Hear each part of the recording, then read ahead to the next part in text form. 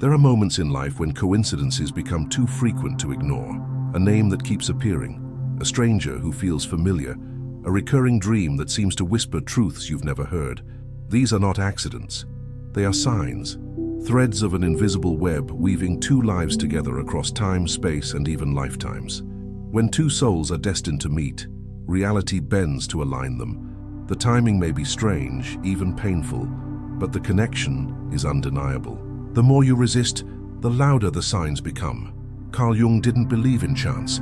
He believed in synchronicity, meaningful coincidences that reveal a hidden order, a psychic link, a deeper truth. This video explores what happens when two souls, cosmically linked, begin to awaken to each other's presence, and how the signs intensify when destiny is knocking. If you've ever felt a mysterious connection you couldn't explain, comment below. I trust the signs the universe sends.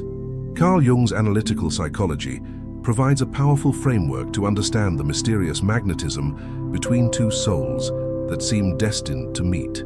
At the heart of this phenomenon lies the principle of synchronicity, which Jung described as meaningful coincidences that are not causally related, but connected by meaning. When two individuals are psychically linked, the universe begins to mirror their connection through repeated symbols, encounters, dreams, or signs, events that defy logic but resonate deeply with the unconscious. Another crucial Jungian idea is projection. Often the first stage of a destined soul connection involves projecting the idealized inner image, what Jung called the anima, inner feminine in men, or animus, inner masculine in women, onto the other person. This projection is not a mistake, but a necessary step in the journey of individuation, the process of becoming whole. The intense pull we feel towards someone isn't always about the person themselves, but about what they represent within our psyche, a missing part seeking integration. Jung also spoke of the shadow, the repressed unconscious parts of the self.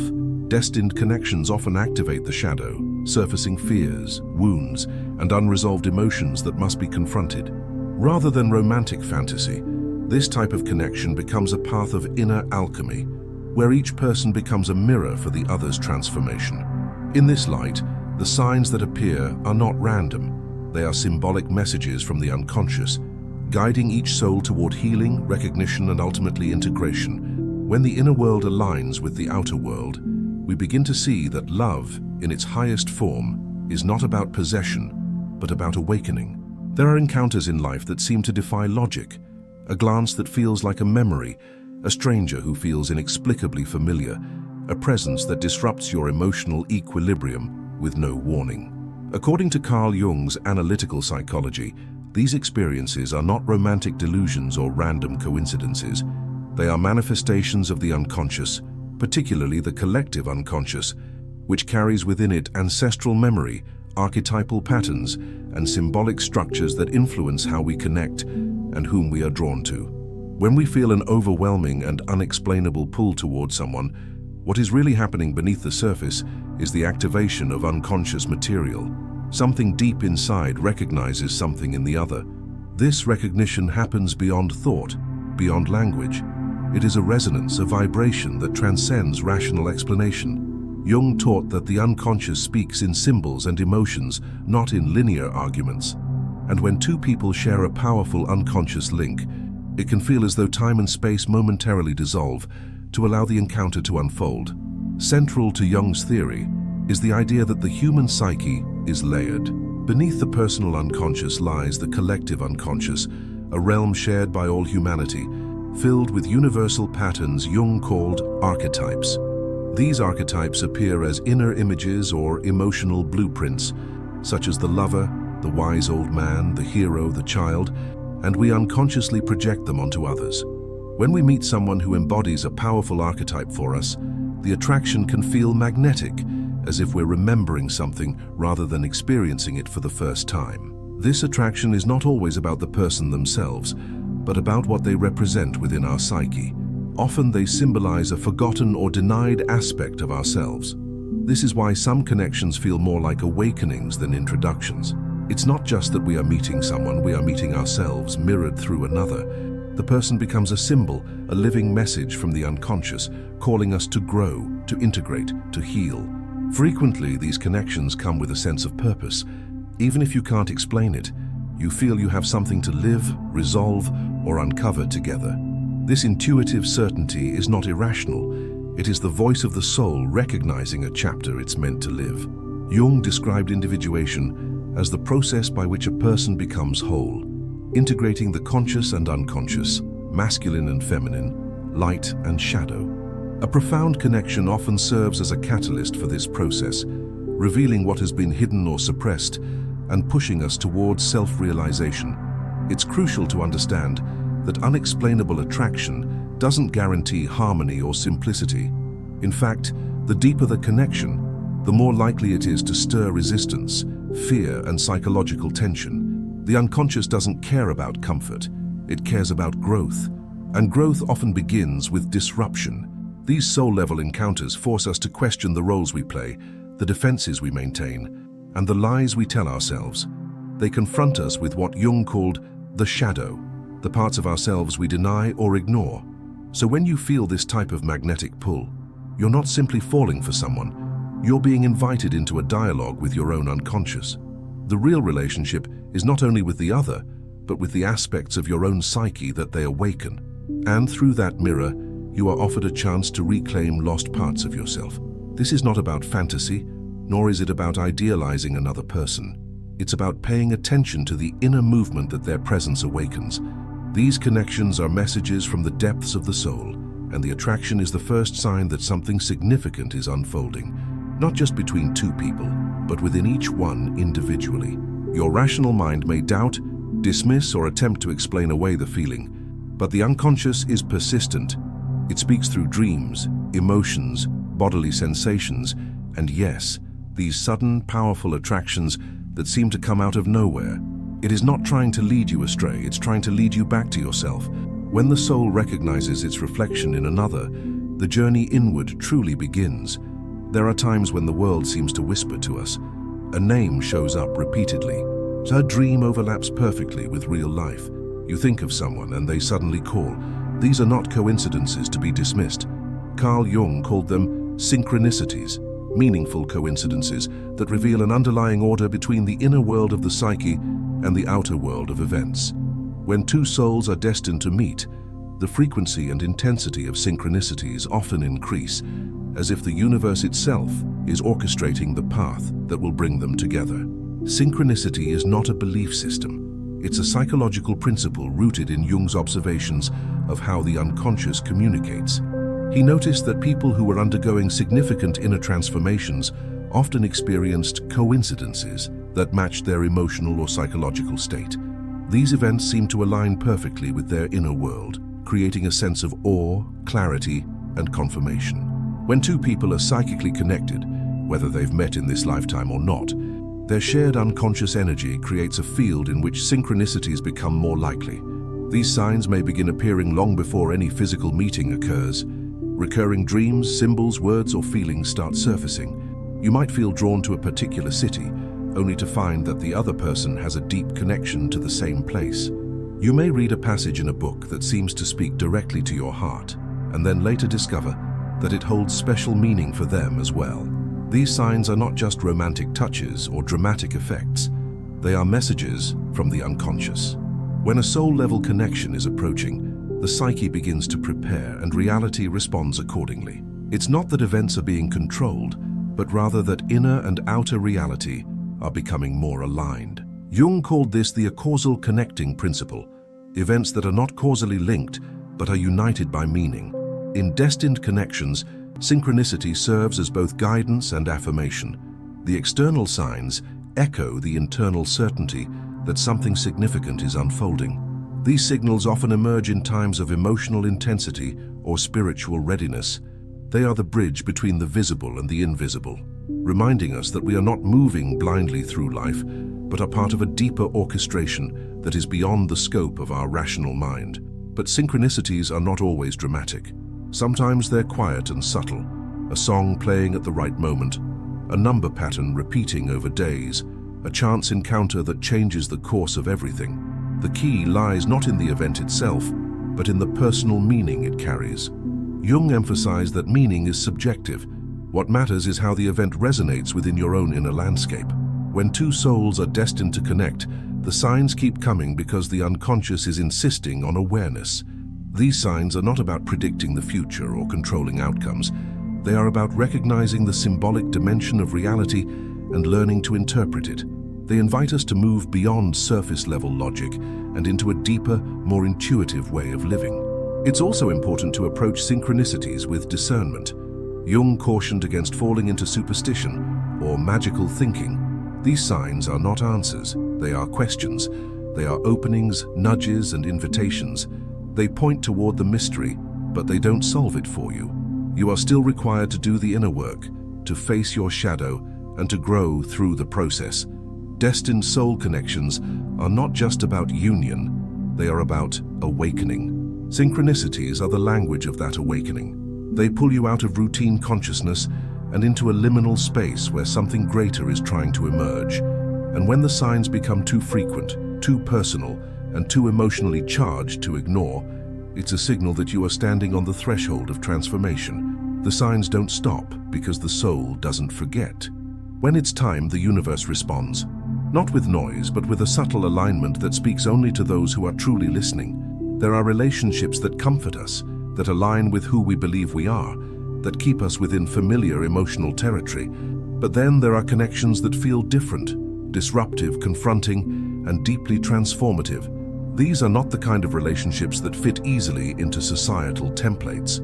They are mirrors, reflecting not just our beauty or strengths, but the darker, hidden corners of our psyche.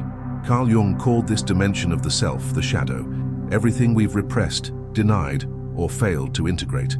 When two souls are bound by destiny, the emotional intensity between them often reveals much more than love or attraction. It reveals the shadow. The very presence of the other begins to awaken old wounds, insecurities, forgotten traumas, and repressed desires. This isn't a flaw of the relationship. It's part of its sacred purpose. The other person is not your enemy. They are your mirror, holding up a reflection of the self you haven't yet fully faced. Jung defined the shadow as the unconscious aspects of the personality that the ego refuses to acknowledge.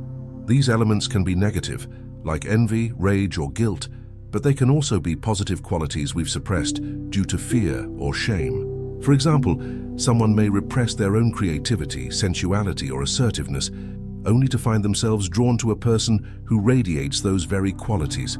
The tension that arises in such a connection is not about the other person's traits, but about the disowned parts of the self being activated. When this type of soul connection enters your life, it tends to stir chaos. Arguments feel emotionally charged in ways that far exceed the situation at hand. Small moments trigger massive emotional responses. What's really happening is that your unconscious is surfacing, and the other person has become the trigger, or more precisely, the vessel, through which the unconscious begins to express itself.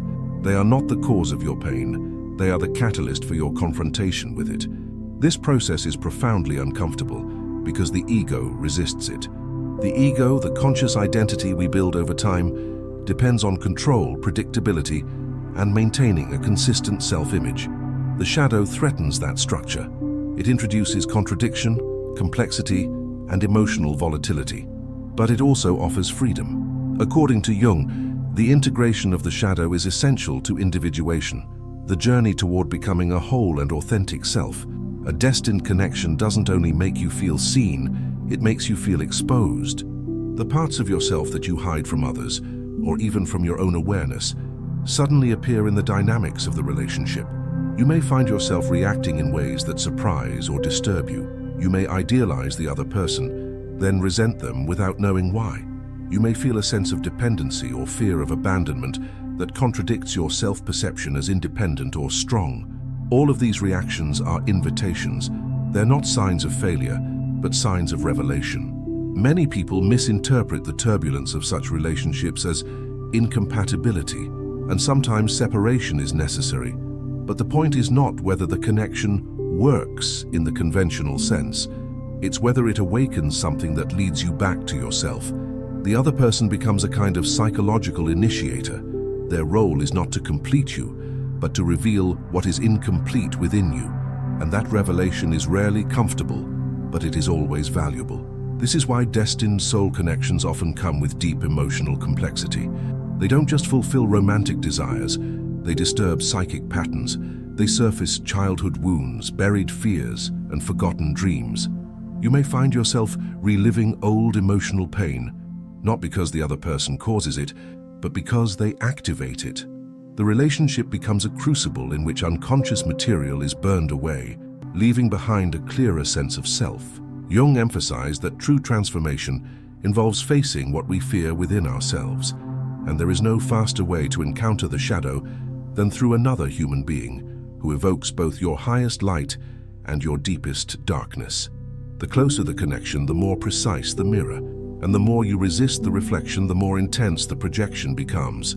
The path, then, is not to run from the other, nor to idealize or demonize them, but to ask, what part of me is trying to emerge through this experience?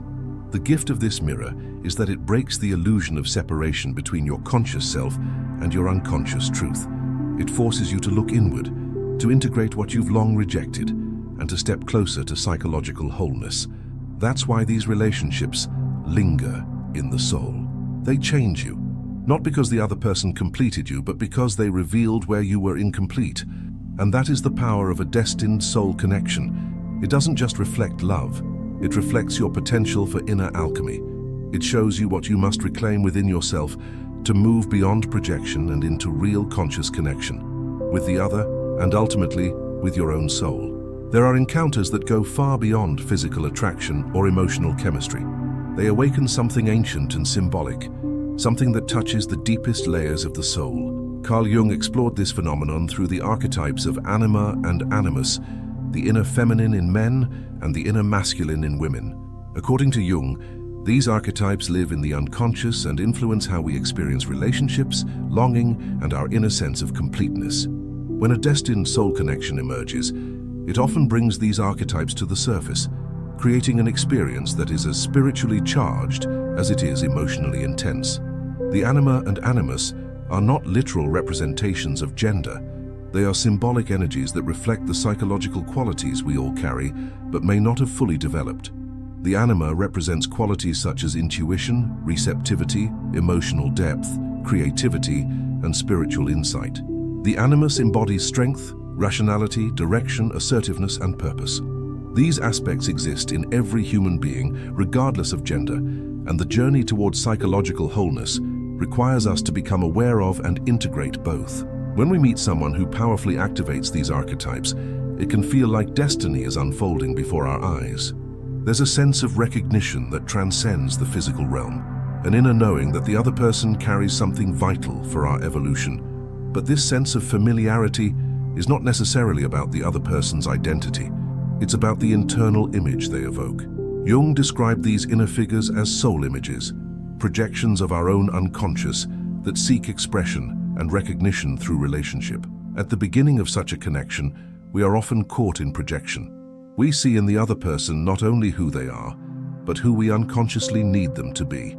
The person becomes the carrier of the anima or animus, appearing to complete us, to heal our inner division. This is why the emotions are so intense. It's not just a meeting of bodies or minds, it's a symbolic reunion of inner parts of ourselves through the presence of another. It feels divine, and in many ways, it is. But projection always comes with a cost. Sooner or later, the idealized image begins to crack, and we are confronted with the reality of the other person, their flaws, limits, and wounds. This moment of disillusionment is crucial because it marks the beginning of real psychological work. Instead of clinging to the fantasy, we are invited to ask, what in this person am I projecting? What inner qualities do they awaken in me that I have not yet owned? This process is not about abandoning the relationship, it's about transforming it. As we begin to withdraw the projections and recognize the anima or animus as internal forces, the relationship shifts from unconscious entanglement to conscious interaction. The other person is no longer a magical solution to our incompleteness, but a mirror reflecting the work we must do within ourselves. In this way, the connection becomes a guide, a sacred container for individuation. Through the anima, a man may reconnect with his emotional intelligence, creativity, vulnerability, and spiritual sensitivity, qualities often denied by cultural conditioning. Through the animus, a woman may reclaim her assertiveness, clarity of thought, independence, and inner authority, qualities that may have been repressed in favor of pleasing or yielding to others. When these qualities are recognized and integrated, the individual moves closer to psychological wholeness. Destined soul connections that awaken the anima or animus are not just about romance, they are initiatory experiences. They usher us into the depths of the unconscious and demand that we expand beyond the ego's narrow identity. They challenge our assumptions about love, gender, power, and purpose. And they ask us to become more than who we thought we were. It's important to understand that the purpose of these relationships is not always permanence.